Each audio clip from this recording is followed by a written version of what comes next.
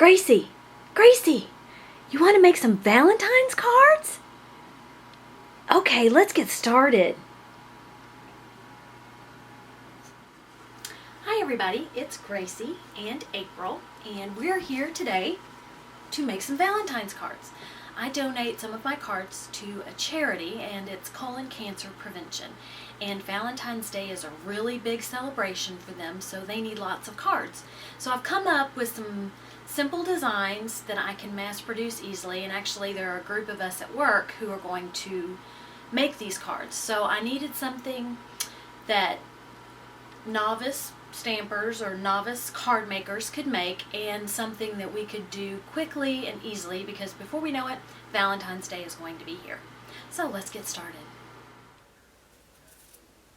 So I have 4 sheets cut at 4 by 5 1/4 of watercolor cardstock.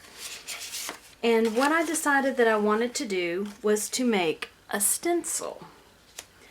So I got on my Cricut Explorer and got into Cricut Design Space, and I made this stencil. I used a cutting board, the flexible cutting boards from the dollar store.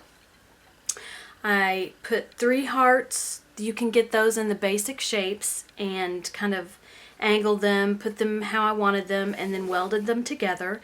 And then 2 smaller hearts are here and here. And you just lay the stencil on top of whatever it is you're going to color, or in this case we're going to use Color Burst at first. But before I do that, I want to stamp my sentiment.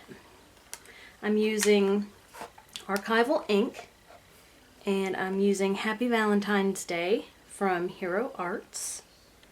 There's a set that has Happy Mother's Day, Father's Day, all the happy sentiments, and Valentine's Day is one of them. I'm using archival ink because it's waterproof, and I'm going to be using Ken Oliver's Color Burst and adding some water. I'm going to stamp that.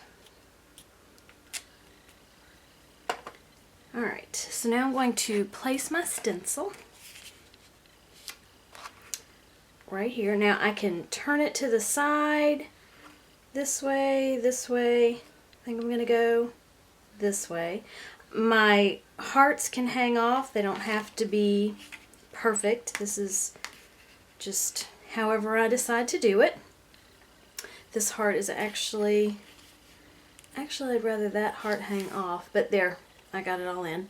I am using alizarin crimson, and this is a powder, so I'm just going to squirt the powder like that, and it's a little bit, goes a really long way. And then I'm using violet. And the reason I'm using these 2 is I wanted to use red because it's Valentine's Day. And the violet, I got way too much right there, but that's okay. Violet is next to red on the Roy G. Biv color system. Alright, so this part of my stencil is kind of popping up, so I'm going to hold that down. I've got a bottle of water, and I'm going to hold this far away and mist lightly, because the closer you get and the heavier your water is, you get different results, and I'll show you the difference in just a moment. So I'm going to spritz and see how the color, or the powder, starts turning into a color. And I kind of like that right there. I may hold it a little further away. There we go. I think that's what I'm gonna like. And let me get the different results.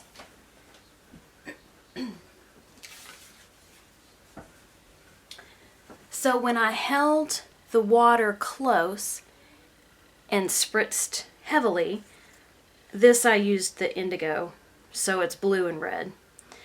You see, it's a good coverage of the color, but it's different than if I hold it far away. And this is almost more of a dotted look. So this is going to be closer to this. I like this. I think it's pretty. I like this too. So you can do either way, whatever works best for you. Alright, so let me, when I pull this up, then you can see that I have my colors, and I'll just set that aside to dry. And let me go clean up my stencil, because then I'm going to use my Zig Clean Color Real Brush pens and do another version. Excuse the barking, that would be the dogs playing. This is the Ken Oliver Color Burst, and I added some Doodlebug sequins, as well as the coordinating solid color in the back. I hope you were able to pick up some tips, and maybe you can make some Valentine's cards, or with the stencils you can do anything. It doesn't even have to be just Valentine's. It can be for any occasion. Have a great day, and I will catch you next time. Bye. Are you ready to go? Are you ready? Are you done for the day? All right. Bye.